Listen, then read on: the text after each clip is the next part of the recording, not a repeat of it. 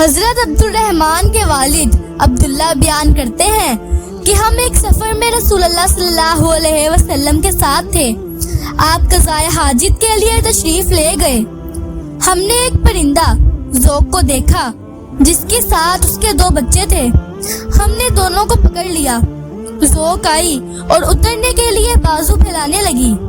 اتنے میں نبی صلی اللہ علیہ وسلم تشریف لے آئے اور آپ نے فرمایا، اس کے بچوں کو پکڑ کر اسے کس نے دکھ دیا ہے، اس کے بچے اسے واپس دے دو۔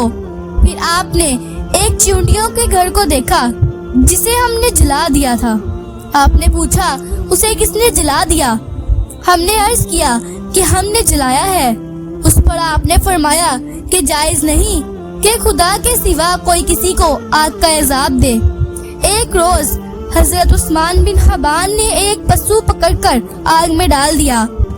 اس پر حضرت ام دردہ نے کہا، میں نے ابو الدریدہ سے سنا ہے کہ رسول اللہ صلی اللہ علیہ وسلم نے فرمایا، آگ کے مالک خدا کے سوا کوئی کسی کو آگ کا عذاب نہ دے۔ عامر تیر انداز سے روایت ہے کہ ہم نبی صلی اللہ علیہ وسلم کی خدمت میں تھے۔ ناگاہ ایک شخص آیا جس پر کمبل تھا اور اس کے ہاتھ میں کوئی چیز تھی جس پر اس نے کمبل لپیٹا ہوا تھا۔ اس نے عرض کیا، یا رسول اللہ، درختوں کے جنگل میں میرا گزر ہوا، میں نے اس میں ایک پرندے کے بچوں کی آوازیں سنی، میں نے ان کو پکڑ لیا اور اپنے کمبل میں رکھ لیا۔ ان کی ماں آئی اور میرے سر پر منڈلانے لگی، میں نے کمبل کو بچوں پر سے دور کر دیا، وہ ان پر گر پڑی، میں نے ان سب کو اپنے کمبل میں لپیٹ لیا اور وہ یہ میرے پاس ہے۔ آپ نے فرمایا، ان کو رکھ دے۔ میں نے ان کو رکھ دیا، مگر ان کی ماں نے ان کا ساتھ چھوڑنے سے انکار کیا۔ آپ نے فرمایا، کیا تم بچوں پر ماں کے رحم کرنے پر تعجب کرتے ہو؟ اس ذات کی قسم جس نے مجھے حق دے کر بھیجا ہے، تحقیق اللہ اپنے بندوں پر ان بچوں کی ماں سے بڑھ کر رحم کرنے والا ہے۔ تو ان کو واپس لے جا اور ان کو ماں سمیت وہیں رکھ دے جہاں سے انہیں پکڑا ہے۔ بس وہ ان کو واپس لے گیا۔ حضرت صلی اللہ علیہ وسلم کی رحمت سے جمادات و نباتات کو بھی حصہ ملا ہے۔ آپ کی باسط سے زمین شرک و کفر کی نجاست سے پاک ہوئی اور نور ایمان چاروں طرف پھیل گیا۔ مسجد تعمیر ہونے لگی اور اذان میں اللہ اور اس کے رسول کا نام پکارا جانے لگا۔ آپ کے تولد ہونے کے بعد آسمان پر شیاطین کا جانا بند ہو گیا۔ جب امساک 12 ہوتا تو لوگ حضور کا وسیلہ پکڑ کر دعا کیا کرتے اور وہ مستجاب ہو جاتی، یا حضور خود دعا فرمایا کرتے اور باران رحمت نازل ہوتا جس سے مردہ زمین پھر سے زندہ ہو جاتی اور نباتات اگتے۔ غرضہ حضرت صلی اللہ علیہ وسلم کی رحمت سے دونوں عالم کو حصہ پہنچا ہے۔ انسان کے علاوہ جنات بھی آپ کی دعوت سے دولت ایمان سے مشرف ہوئے۔ فرشتے آپ پر درود بھیجنے کے سبب سے مورد رحمت الہی بنے رہتے ہیں، کیونکہ حدیث مسلم میں ہے کہ حضور نے فرمایا، جو کوئی مجھ پر ایک بار درود بھیجتا ہے اللہ اس پر 10 بار درود بھیجتا ہے۔ باوجود علو مرتبت کے حضرت صلی اللہ علیہ وسلم سب سے بڑھ کر متواضع تھے۔ آپ کی تواضع کا یہ عالم تھا کہ بارگاہ الہی سے ایک فرشتے نے حاضر خدمت ہو کر عرض کیا کہ آپ کا پروردگار ارشاد فرماتا ہے کہ اگر آپ چاہیں تو پیغمبری کے ساتھ بندگی اور فکرہ اختیار کریں، اور اگر چاہیں تو نبوت کے ساتھ بادشاہت اور امیری لے لیں۔ آپ نے پیغمبر کے ساتھ بندگی کو پسند فرمایا۔ اس کے بعد حضور انور تکیہ لگا کر کھانا نہ کھاتے اور فرماتے، میں کھانا کھاتا ہوں جیسے بندہ کھایا کرتا ہے اور بیٹھتا ہوں جیسے بندہ بیٹھا کرتا ہے۔ حضرت ابو امامہ رضی اللہ تعالیٰ عنہ کا بیان ہے کہ رسول اللہ صلی اللہ علیہ وسلم اصحاب پر ٹیک لگائے نکلے، ہم آپ کے لیے کھڑے ہو گئے۔ آپ نے فرمایا کہ تم کھڑے مت ہو، جیسا کہ اجمی ایک دوسرے کی تعظیم کے لیے کھڑے ہو جاتے ہیں۔ حضرت ابو ہریرہ رضی اللہ تعالیٰ عنہ روایت کرتے ہیں کہ ایک مسلمان اور ایک یہودی نے ایک دوسرے کو دشنام دی۔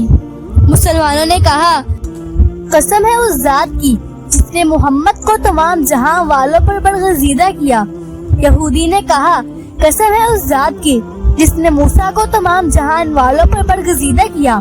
اس پر مسلمان نے ہاتھ اٹھا کر یہودی کے ایک تھپڑ مارا۔ یہودی جناب پیغمبر خدا صلی اللہ علیہ وسلم کے پاس گیا اور اپنا اور مسلمان کا حال بیان کیا۔ آپ نے مسلمان سے فرمایا کہ تم مجھے موسیٰ پر فضیلت نہ دو، کیونکہ لوگ قیامت کے دن بے ہوش ہو کر گر پڑیں گے، میں سب سے پہلے ہوش میں آؤں گا۔ ناگاہ موسیٰ پر عرش کی ایک طرف کو پکڑے ہوئے ہوں گے، مجھے معلوم نہیں کہ وہ ان میں سے ہوں گے جو بے ہوش ہوئے اور پھر ہوش میں آئے، یا ان میں سے ہوں گے جو بے ہوش ہونے سے مستثنی رہے۔ حضرت انس روایت کرتے ہیں کہ ایک شخص رسول اللہ صلی اللہ علیہ وسلم کی خدمت میں حاضر ہوا، کہنے لگا، اے بہترین خلق، آپ نے فرمایا کہ خیر البریہ تو ابراہیم ہے۔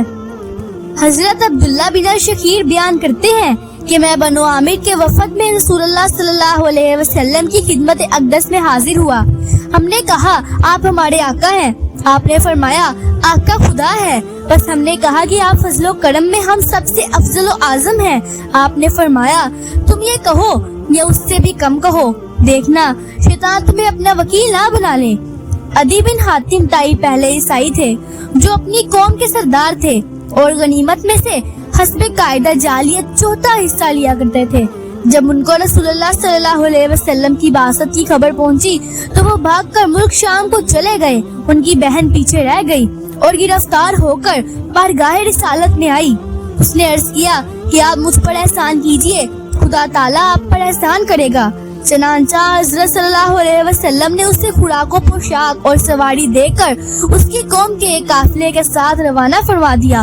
وہ شام میں اپنے بھائی کے پاس پہنچ گئی۔ عدی کو شک تھا کہ رسول اللہ صلی اللہ علیہ وسلم بادشاہ ہیں یا پیغمبر۔ بہن نے مشورہ دیا کہ تم خود حاضر خدمت ہو کر دیکھ آؤ۔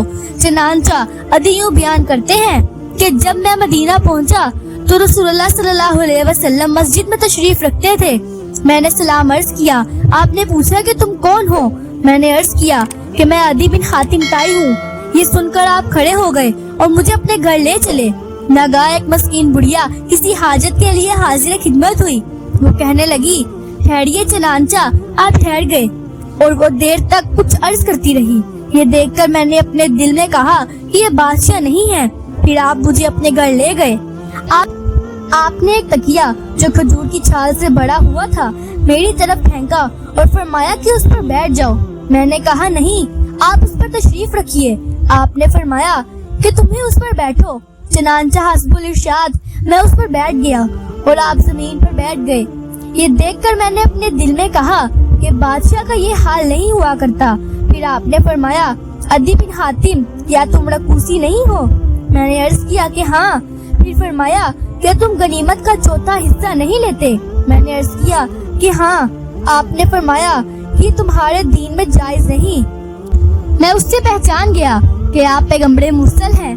اس کے بعد آپ نے فرمایا کہ عدی، شاید تم اس لیے دین اسلام میں داخل نہیں ہوتے کہ مسلمان غریب اور تعداد میں تھوڑے ہیں اور ان کے دشمن بہت اور صاحب ملک و سلطنت ہے، مگر ان قریب مسلمانوں میں مال کی وہ کثرت ہوگی کہ کوئی صدقہ لینے والا نہ ملے گا، اور تم ان قریب سن لو گے کہ ایک عورت اونٹ پر سوار ہو کر قادسیہ سے مکہ میں پہنچ کر بیت اللہ کا حج کیا کرے گی اور اسے کسی کا ڈر نہ ہوگا، اور تم ان قریب سرزمین بابل میں سفید محلات پر مسلمانوں کے قبضے کی خبر سن لو گے۔ یہ سن کر میں اسلام لایا۔